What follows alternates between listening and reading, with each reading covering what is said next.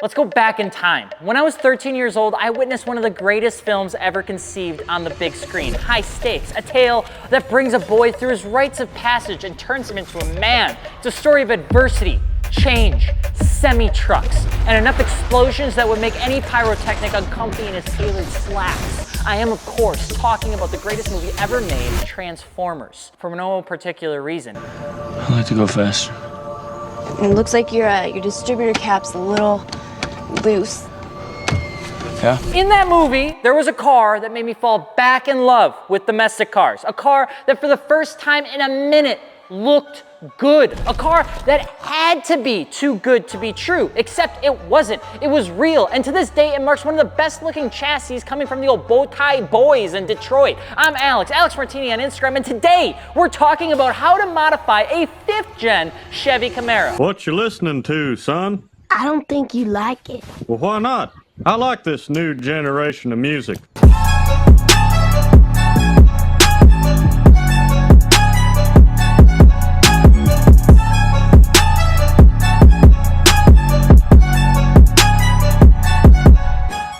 My wife has a bigger crush on Megan Fox than I do, so calm down. Welcome to MartiniWorks. If you're looking for wheels and tires or performance parts in general, hit us up for the lowest price. And if we're not, you can make fun of us in the chat and we'll match it, apologize, and make some sort of terrible Midwest joke and go on with our days. Thank you to the 100,000 subscribers, and we are stoked that you're here to hang out with us as we talk about cars, whether it's here, the Unbox channel, or the podcast. When the 5th gen was debuted as a concept car at Detroit, everyone, and I mean everyone, lost their minds. The design came from a man named Tom Peters, design director who owned his very own '69 Camaro, and he debuted the car with GM's CEO at the time, Rick Wagoner. It had a 7-year hiatus, sure, but the 5th gen Camaro came at a time where Americans wanted. They craved a car they could be proud of. Bob Lutz, GM vice chairman at the time, had brought us another diamond out of his leather-bound wallet, ever coming off the winds of like the Dodge Viper, the Pontiac G8, the Cadillac CTS, the Saturn Sky. Michael Bay practically made the movie from Bob Lutz's personal car collection. It's almost impressive. And this is the closest to a 69 that you could really get. It had the deep set egg crate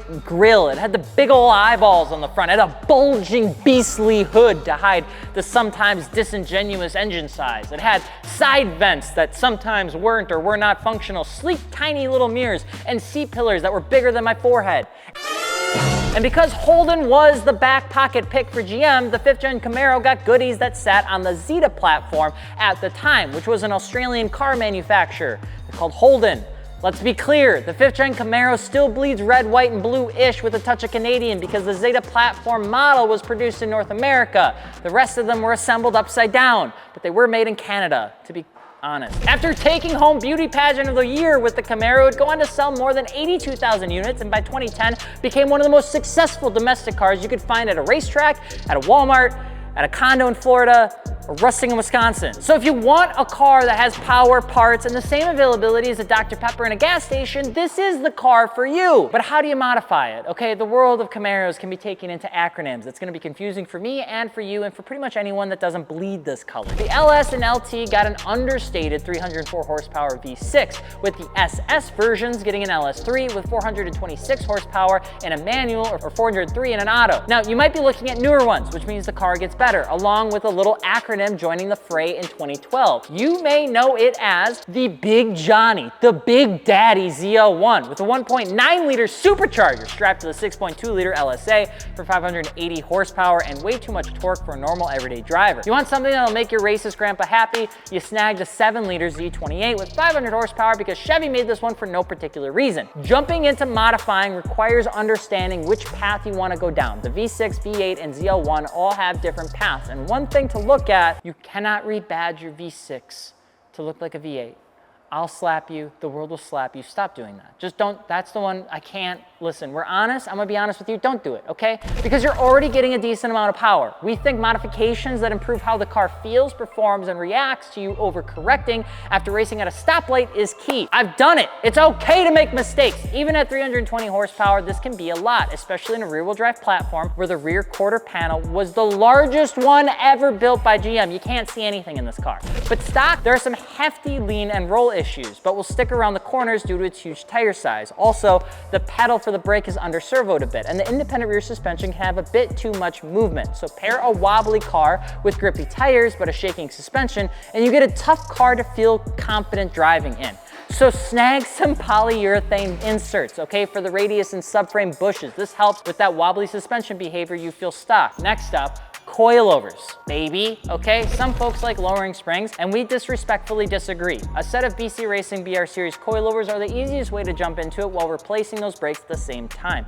Brake pads, we almost always recommend EBC. Blue stuff is gonna be a heavier brake pad type for this, but it can handle a touch more while still being a street pad, and we think this can help mitigate some of the under-servodness that you're gonna feel with the brake. Remember, under-servo just pretty much means that it takes you more of pressing on the brake to get a response. While I'm saying all this, just know that you can slam it on its nuts and throw some Rohanas on it and call it a day too. I love these cars dumped, and a 3P airlift kit can be a bit of an investment, but you can get the entire kit from us at MartiniWorks.com in one swoop and not miss out on anything, but you don't have to. What you do have to do is get it from MartiniWorks, or I'm calling the FBI about your old Call of Duty chat, so don't test me. Add a 27 to 29 millimeter front sway bar with a 29 to 32 millimeter rear sway bar, and you'll tidy up that remaining body lean.